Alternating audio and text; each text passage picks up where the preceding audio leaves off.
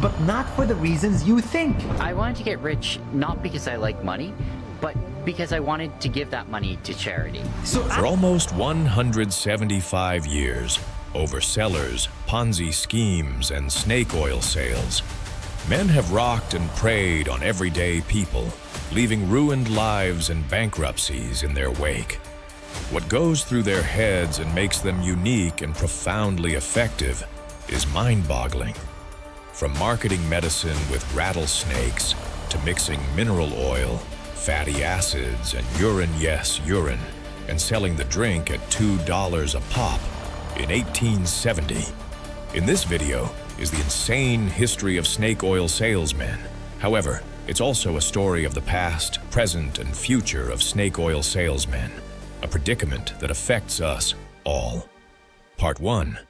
Carl Stanley Clark. Stanley, born 1854 in Abilene, Texas. According to himself, however, records show the town was founded in 1881. This is hilarious.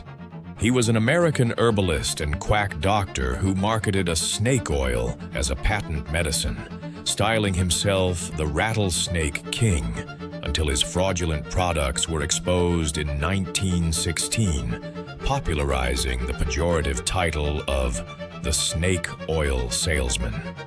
Stanley claimed that starting in 1879, after 11 years working as a cowboy, he studied for more than 2 years with a Hopi medicine man at Walpi, Arizona.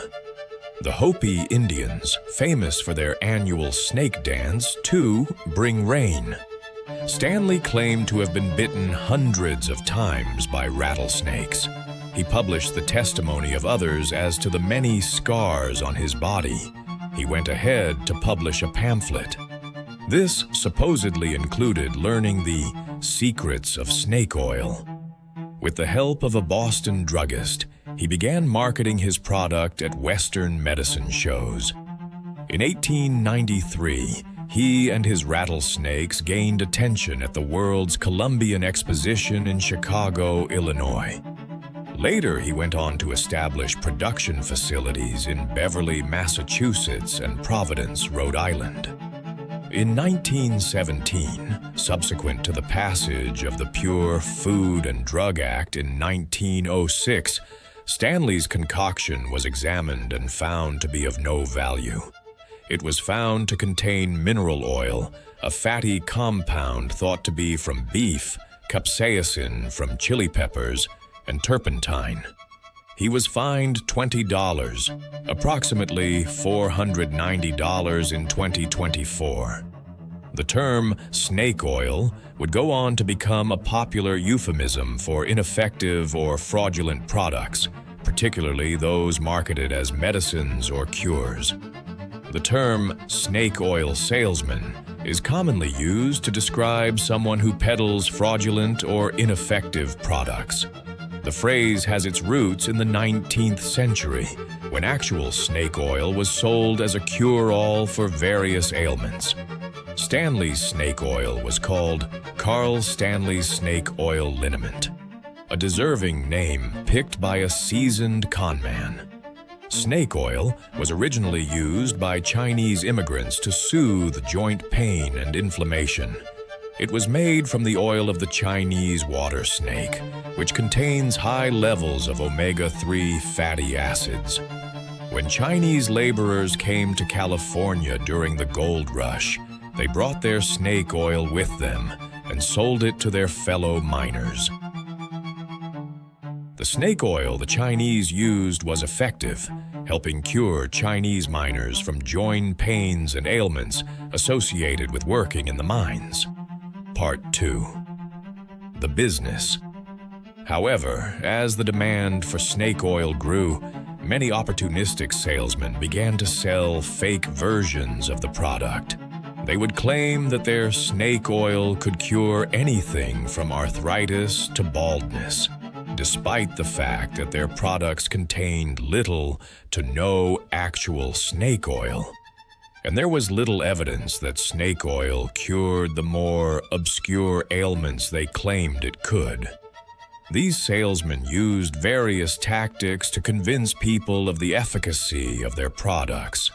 Some would perform elaborate demonstrations, such as pouring their snake oil on rusty nails and claiming that it could dissolve them. Others would hire actors to pose as satisfied customers and give glowing testimonials. The term snake oil salesman became popularized in the United States in the late 1800s. Part 3. The consequence. Despite the negative connotations associated with the term snake oil salesman, some historians have argued that actual snake oil may have had some medicinal value. In recent years, studies have shown that omega-3 fatty acids can be effective in reducing inflammation and joint pain.